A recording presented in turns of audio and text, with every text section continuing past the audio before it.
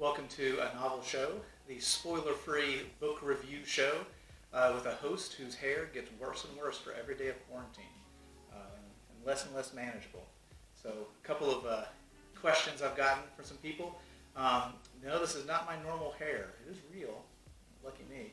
But I have not had a haircut since this whole mess began with quarantine and stuff. Partly because stylists, barbershops have been closed so often, it's hard to get into because I've had to work, and also partly just kind of, it's my own sort of measurement for how long we've been doing this, and the longest my hair's ever been. And then another question I get people is the beautiful decorations behind me. I'm not at my house. I sold my house, which is why I'm not surrounded by my own library. All my books are boxed up. I'm actually staying with my parents over Christmas while I'm looking for a new house.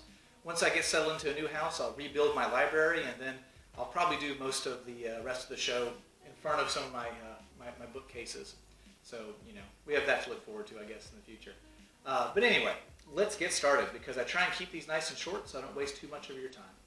The book today we're going to talk about is a James Bond novel by Fleming, of course. You Only Live Twice. Maybe someday I'll get into the movie and stuff, although there's another channel that specializes in James Bond, which I will put a link below.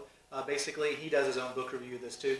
I'm just going to go over it pretty quick, talk about some of the characters, themes, and writing style, and see if he gets a recommendation or not. So, you got James Bond. We all know the name, James Bond, one of the most famous people in movies. I would put him right up there, nearly as famous and respected, suave, and debonair as Godzilla.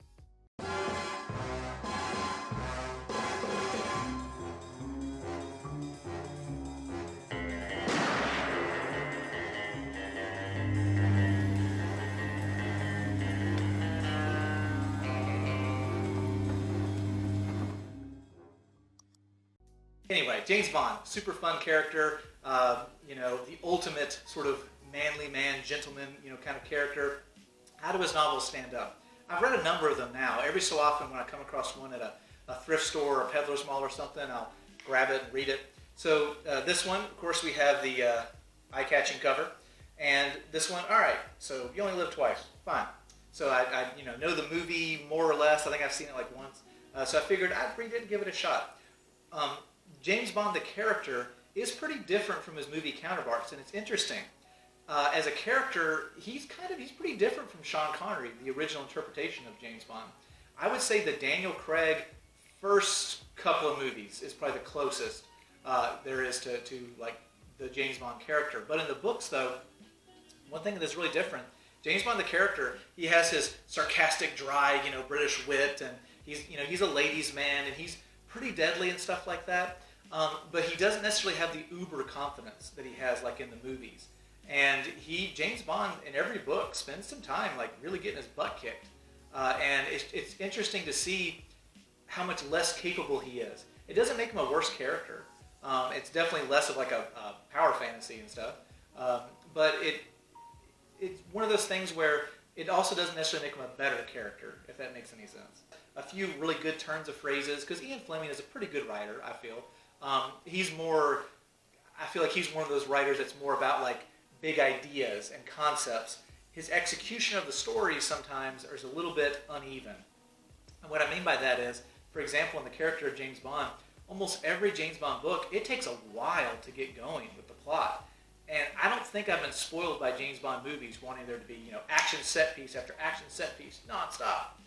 It's more just that, James Bond just kind of in the books, it seems like the first 6 chapters he's mostly just sitting around, like having conversations and maybe drinking too much. And that'd be interesting for a chapter, but I don't know about that many. I have no choice but to... If you want Calculon to race to the laser gun battle in his hover Ferrari, press 1. If you want Calculon to double-check his paperwork, press 2. Enter now. So this book, too, has such a cool setup. The bad guy, who I'm not going to tell you who it is, but the bad guy, he's basically wormed his way into Japan, even though he's not a Japanese citizen.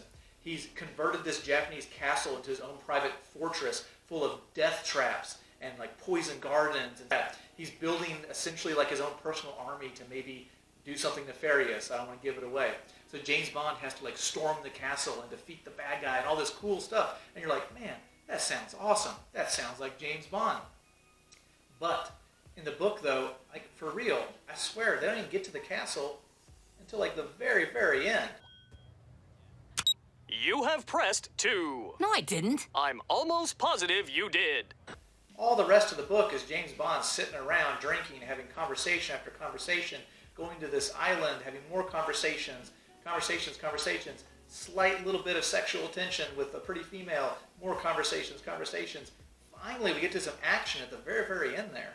I know it's an old book, and I shouldn't expect, modern action pacing in old books, but I do feel that it's uneven. I feel like Ian Fleming's editor probably should have told him, like, hey, Ian, let's pick things up a little bit. The castle's the cool part. Why don't we spend a third of the book there rather than an eighth of the book there? So anyway, I was a little bit disappointed, to be honest. It was still good. It was fun to read about Japanese stuff. I used to live in Japan. Every so often when there's a Japanese word or phrase in there, it was kind of neat to see it again, just because, that stuff jogs your memory. A little bit nostalgic for me. And it is James Bond, so it is still a good, fun book as far as that goes. But unless you are already a James Bond fan, I don't know if I could recommend it, honestly. It's okay. Not great, not terrible. I do feel like other James Bond books are better paced, and so I'll get into some of those later, probably. But it's just one of those things where I would say this book is more just for like a super fan, or if you're like used to live in Japan and you want a little bit of a nostalgia trip, or you really enjoyed the movie and you want to see the book it was based off of, I guess. But yeah, this one is just yeah, sure, it's fine. My shirt today, Wiseau's, Tommy Wiseau, there we go, on there. If you don't know who that is, you are missing out. Man Made the Room, which is an absolutely phenomenal movie. If you want to see movies like that, like The Room, however, not being mocked, please head over to my other channel, my Movie Valhalla channel. That's where we look at supposedly bad movies, but we talk about their positives, and only their positives. It is not another making fun of bad movies channel. I think the internet only has about 6,000 or 7,000 of those at this point. And so head on over there if you like that. If you want to see some travel videos, check out my travel channel. Got travel videos from all over the world, and including stuff like time lapses and little music video things I put. So here at the end, blah blah blah, typical YouTube stuff. Smash that, like blah, blah, blah, blah, whatever. Hope you enjoyed the review, and like I said, if you want to come back again for the next review, it'll be about a book that maybe you've never heard of, maybe you've seen and you kind of passed on it. Maybe you've been interested, and I tell you that, yeah. So we'll see.